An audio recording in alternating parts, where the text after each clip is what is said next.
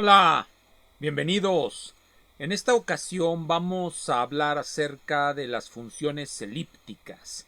Solamente una presentación de libros, nada más, no una clase acerca de lo que son, pueden ser o para qué se utilizan las funciones elípticas, excepto como comentarios a los libros que voy a presentar, que van a ser tres. Hay algunos libros de los que nos enorgullecemos de poseer. Y en este caso les voy a comentar de uno que siempre he estado muy contento de tener, precisamente porque trata de un tema que en realidad me parece de los más importantes en lo que a la física aplicada y las matemáticas se refiere, que es precisamente el tema de las funciones elípticas. Realmente, si nosotros lo pensamos un momento, si ustedes lo piensan un momento, la teoría de las funciones elípticas es apenas un poco más complicada que la teoría de las funciones trigonométricas. La trigonometría o estudio de las funciones trigonométricas, que no son otra cosa que mapeos de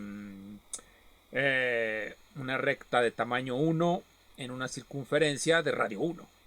En el caso de las funciones elípticas, los mapeos son un poco más complicados porque por lo regular se van a pensar con ayuda de la variable compleja. Es decir, generalmente las funciones elípticas no se presentan en el plano real o en la recta real, sino en el plano complejo.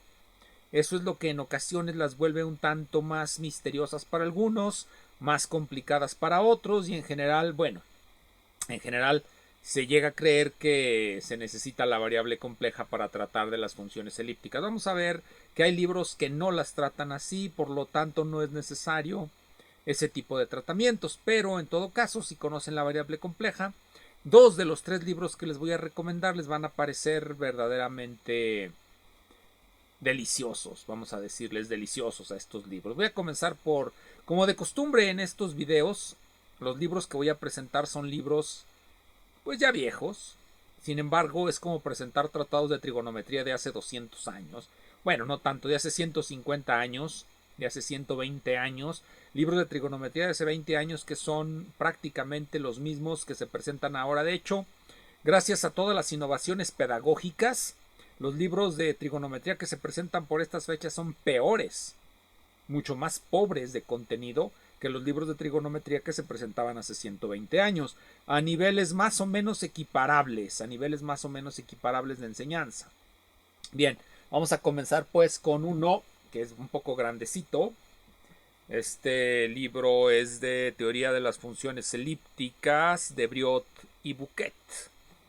Aquí está Briot y Bouquet, Teoría de las Funciones Elípticas. Yo creo que muchos conocen el tratado de Briot junto con Bouquet de geometría analítica y otros conocerán un tratado de Briot sobre la teoría del calor. Vamos a ver lo que está, miren. Teoría de las funciones elípticas, Briot y Bouquet. Estamos hablando de la segunda edición. Teoría de las funciones elípticas, Briot y Bouquet. La editorial es Gautier Villars, 1875. 1875. Aquí aquí se puede decir el prefacio. Del prefacio voy a leer algunas frases que me parecen importantes. Dice así: la primera parte de esta obra está consagrada a la exposición de una teoría de funciones. La primera parte de esta obra está consagrada a la exposición de una teoría de funciones. De acuerdo a las ideas de Cauchy, el principio fundamental de esta teoría es la consideración de las funciones de una variable imaginaria. Entonces, este tratado va a comenzar con la teoría de las funciones de variable compleja de acuerdo a Cauchy. Porque la teoría de funciones de variable compleja también se puede presentar de acuerdo a Weierstrass o de acuerdo a Riemann o de acuerdo a cualquier otro matemático que haya tratado estos temas en el plano complejo. Hay algo interesante en el tratamiento que hacen del plano complejo, sobre todo cuando llegan a la derivación compleja, que es muy rápido. En la página 6 del libro 1, capítulo 1, ya están hablando de la derivación compleja y van a demostrar realmente el teorema de Cauchy. Como ustedes saben, el teorema de Cauchy nos dice que para toda región simplemente conexa. La integral de una función analítica de una variable compleja es 0. Tienen una función de una variable compleja, la integran sobre una curva, porque son integrales de curva, de trayectoria. Entonces lo que van a obtener es 0. Bueno, es el teorema de Cauchy. Eso nos dice cuando ustedes pueden hacer el cálculo muy fácilmente.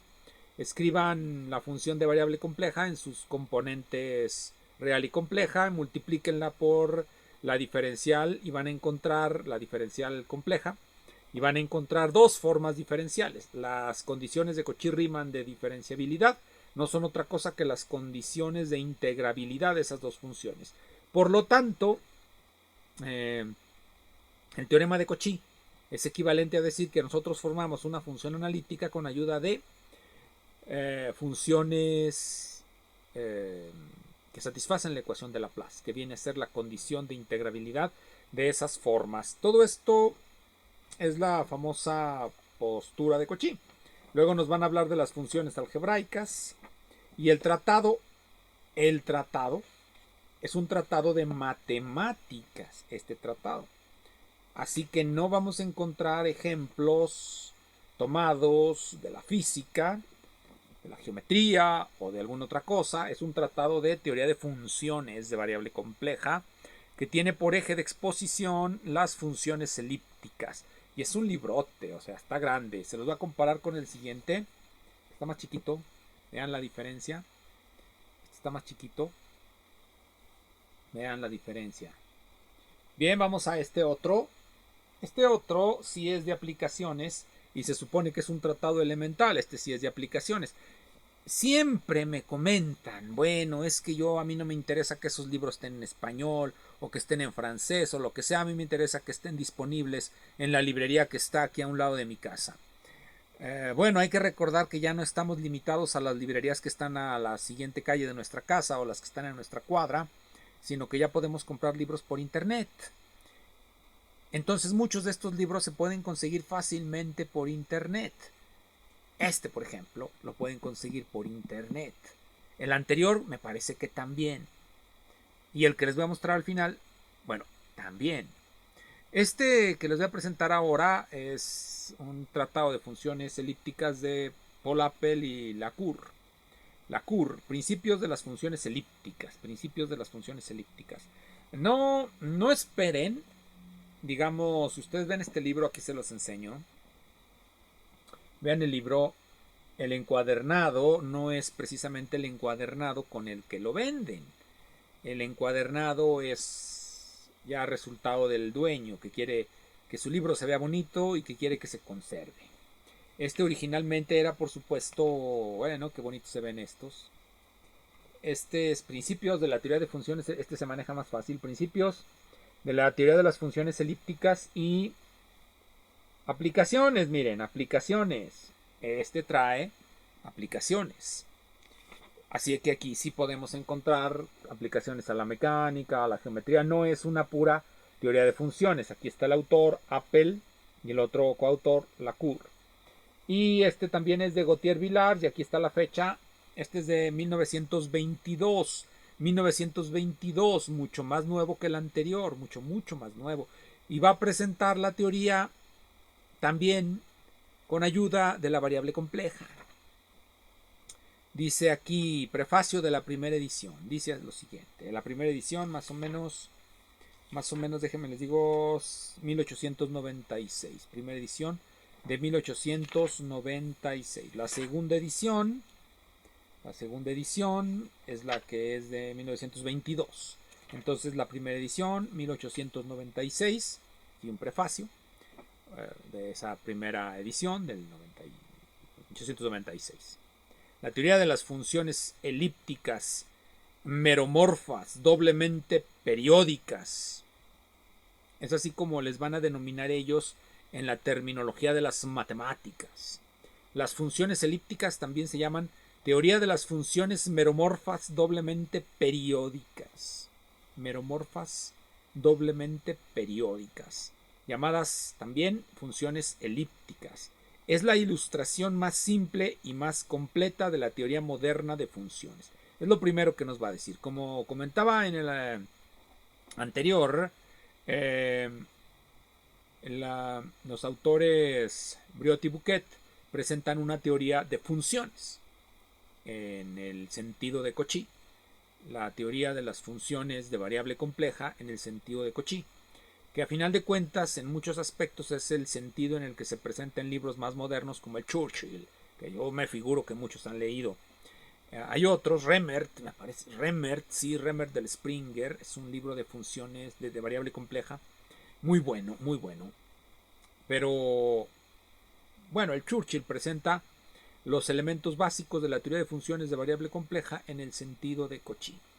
¿Cuál es el sentido de Weierstrass y todos los otros? Las expansiones. Generalmente la teoría de Cauchy no va a utilizar tantas expansiones como los otros teóricos. Bueno, voy a reiterar lo que leí hace un momento, prefacio de la segunda edición. La teoría de funciones meromorfas doblemente periódicas, así denominada también funciones elípticas, es la ilustración más simple y más completa de la teoría moderna de funciones. Las funciones elípticas intervienen en la solución de un gran número de problemas de geometría y de mecánica. De hecho, se denominan funciones elípticas porque con ayuda de ellas se calcula el elemento de línea de la elipse. De la elipse. Por eso se llaman funciones elípticas. Y aquí nos va a platicar con ejemplos. Que les voy a platicar estos ejemplos. Ejemplos varios de lo que viene a ser las funciones elípticas jacobianas, las funciones elípticas weierstrassianas y bueno, cómo se van a ir aplicando en la solución de cierto tipo de ecuaciones diferenciales que aparecen en problemas de geometría y de mecánica. Va a comenzar exactamente como el otro, generalidades sobre las funciones uniformes, series enteras, función holomorfa en un punto y ceros. ¿Cuál es la diferencia entre una función holomorfa y una función meromorfa? ¿Cuál es la diferencia entre una función holomorfa y una función meromorfa? Las funciones holomorfas son aquellas que satisfacen el teorema de Cauchy. Las funciones meromorfas satisfacen otro teorema de Cauchy. Ambas satisfacen un teorema de Cauchy diferente. Las funciones holomorfas, cuando se integran sobre una región simplemente conexa, dan cero. Las funciones meromorfas no dan cero porque tienen polos, tienen singularidades. Entonces, esa es la diferencia. Va a empezar hablando de funciones holomorfas. Va a continuar con las funciones meromorfas y precisamente es ahí donde van a entrar las funciones elípticas. Luego hay un capítulo 4, que este es muy interesante, por eso lo separé. Capítulo 4 se titula Estudio especial de las notaciones de Jacobi. Las funciones elípticas, cuando ustedes se les presentan, digamos, les recordemos una analogía muy simple, las funciones trigonométricas tienen una notación. Las funciones elípticas tuvieron varias notaciones porque hubo varios matemáticos que las desarrollaron. Había una notación de Jacobi, había una notación de Abel, había una notación de Cauchy. Cuando en este capítulo de este libro, tan buen libro, nos va a platicar cómo Jacobi trabajó el problema y por qué introdujo la notación de los periodos completos para la famosa función teta, Los que se dedican a las teorías cuánticas de campo y todo eso van a encontrar muchas veces las funciones teta, desarrolladas generalmente en expansión trigonométrica. Bueno, ahí nos van a explicar por qué. Bueno, aquí están las funciones teta y no sé qué. Las funciones teta y no sé qué, que siempre las van a encontrar expresadas como una serie. Salen de unas ecuaciones diferenciales y se expresan como una serie. Bien, aquí nos van a explicar las razones de Jacobi para utilizar esas notaciones. Luego viene notaciones principales utilizadas para las funciones de Jacobi de acuerdo a Weierstrass. Y también hay un tratado muy famoso de Alphen, en donde se establece la notación que luego va a utilizar Whittaker para las funciones elípticas en su tratado sobre análisis moderno y por supuesto en su tratado de mecánica. Estudio especial de las notaciones de Jacobi. Bueno, van a salir los polinomios de Chebyshev, aplicaciones diversas con la notación de Weierstrass. Hay un cálculo aquí que luego Apple va a repetir en su tratado de mecánica, que es el cálculo del potencial de un elipsoide y que va a resultar de interés para el problema de la figura de las estrellas. Este libro se lo recomiendo mucho. No esperen encontrarlo en esta presentación, porque esta presentación, como ya les dije, es el resultado de alguien que quiso cuidar el libro y que se encargó de darle una bonita empastada. Bueno, vamos al libro del cual me siento bastante orgulloso de poseer. Es un libro de teoría de funciones elípticas, pero hagan de cuenta que es un tratado como esos de trigonometría fácil, como los de Thomson, trigonometría para todo el mundo, o como los de este fisiólogo, no recuerdo ahora el nombre de este fisiólogo, Lancelot Hogben, me vino a la mente Lancelot Hogben, el que escribió Mathematics for the Million, Matemáticas para Todos, creo que se tradujo al español y alguna vez lo presenté aquí como libro de divulgación. Bien, este es un autor que ya hoy día es desconocido, Arthur Latham Baker, que es un tratadito de funciones elípticas en el plano real, Va a evitar el uso de la variable compleja y va a traer muchas formas ingeniosas, y eso es lo interesante, formas ingeniosas de presentarnos varios resultados de las funciones elípticas que parecería que necesitan variable compleja, pero nos va a presentar varios métodos ingeniosos para tratar esos casos sin necesidad de utilizar la teoría de las funciones de variable compleja. Como les comentaba, como esos tratados de trigonometría de Thomson, que se supone que son para todo el mundo, para todos y para nadie, diría Bataille. Este tratado entonces es de funciones elípticas. Aquí está. Funciones elípticas, un tratado elemental para estudiantes de matemáticas. Funciones elípticas de Arthur Latham Baker. Tratado elemental de las funciones elípticas para estudiantes de matemáticas por Arthur Latham Baker, jefe del departamento de matemáticas de Brooklyn, Nueva York. Bueno, como les comentaba, y aquí trae como frontispicio, en lugar de una frasecita, trae una fórmula de las variables de las funciones elípticas. En lugar de esa frase del moto, en lugar del epígrafe, trae de epígrafe una fórmula de las funciones elípticas. Bien, entonces, este es de 1890. John Wiley & Sons, 1890. Londres, Chapman Hall. Déjenme les digo si es londinense. No, es neoyorquino, está impreso en Nueva York. Y nos dice lo siguiente en el prefacio. Aquí está el prefacio, por supuesto lo manejo tan fácil como el anterior. Prefacio. En los trabajos de Abel, Euler, Jacobi, Legendre y otros, el estudiante de matemáticas tiene una abundancia de material para el estudio de las funciones elípticas. Estos trabajos, sin embargo, no son accesibles al estudiante general y, además de ser muy técnicos en su tratamiento, por lo regular están escritos en un idioma extranjero. Sí, en francés. Es en la esperanza de hacer fácil el camino a todos los interesados en esta rama crecientemente importante de las matemáticas, poner dentro del alcance del estudiante de habla inglesa una perspectiva tolerablemente completa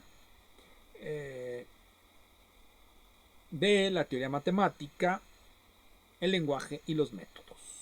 Y eso es lo que trata de hacer la siguiente compilación. Este libro entonces es como una serie Chaum. Ya ven que les disgusta a muchos la serie Chaum porque es nada más una perspectiva como que por arribita. Bueno, pues este es como la serie Chaum, nada más que como no había serie Chaum, pues es así, está. Vean el tamaño, delgadito, compárenlo con el de Apple, vean, es casi el doble el de Apple.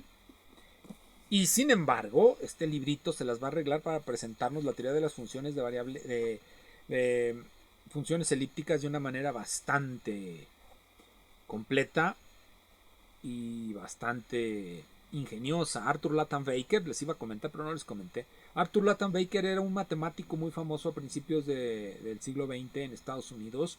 Publicó muchos artículos en el American Journal of Mathematics, como pueden, si van y buscan en la red esa revista, van a encontrar muchos artículos de Arthur Latham Baker, y también publicó en The Monist, en donde tenía una filosofía particular de las matemáticas y un gran ingenio para presentar resultados de otra manera, es decir, para dar un contexto de plausibilidad a fórmulas que podrían parecer demasiado abstractas. Bien, he aquí nos dice cuáles son los tratados que consultó. Dice que consultó la teoría, los fundamentos nuevos para la teoría de las funciones elípticas de Jacobi, el cálculo infinitesimal de Jules Auel, el tratado de funciones elípticas de Legendre, el tratado alemán de Dürer, el tratado de las funciones elípticas de Hermite, el tratado de las funciones elípticas de Verhulst, el cálculo integral de Bertrand, la teoría de las funciones elípticas de Laurent. Este libro, la teoría de las funciones elípticas de Laurent, es muy conocido en México porque es un apéndice, o se puso como apéndice a un tratado que se llevaba en el colegio militar, que era el tratado de cálculo infinitesimal de Sturm.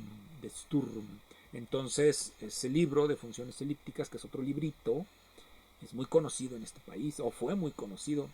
También utiliza el cálculo integral de Bierly, el análisis superior de Schlomilch, y las funciones elípticas de Briot-Bouquet, que es el que les acabo de presentar hace unos momentos. No cita para nada a Apple por una razón muy sencilla. Se escribió, no, pudo haberlo citado porque este libro es del, como ya les dije, del 90. Ah, no, y el otro es del 96.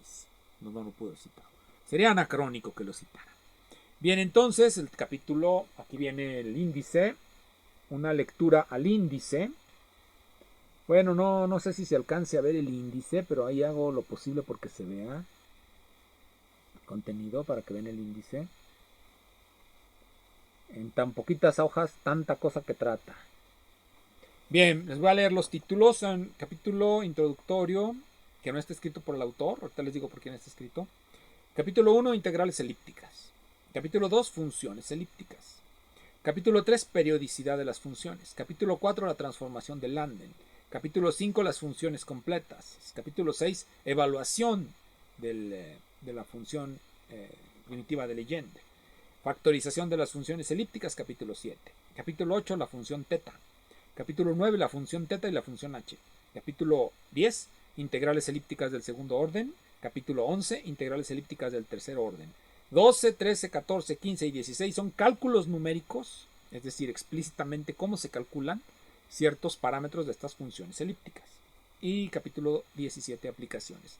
Ahí hay que decir bastantes cosas al respecto. Por ejemplo, cuando empieza con el capítulo introductorio, fue escrito por el reverendo Henry Moseley, profesor del King College, London. Henry Moseley, que no es otra cosa que en una página, en 2 páginas y media, nos va a tratar de dar una visión de conjunto de la historia de las funciones elípticas.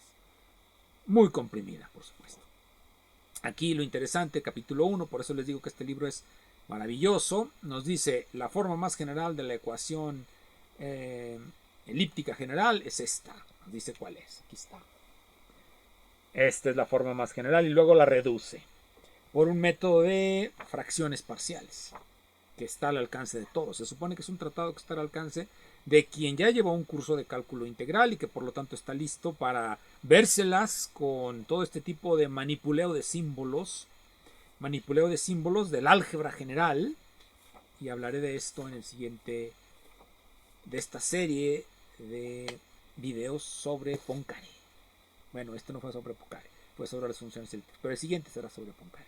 Nos vemos, gracias.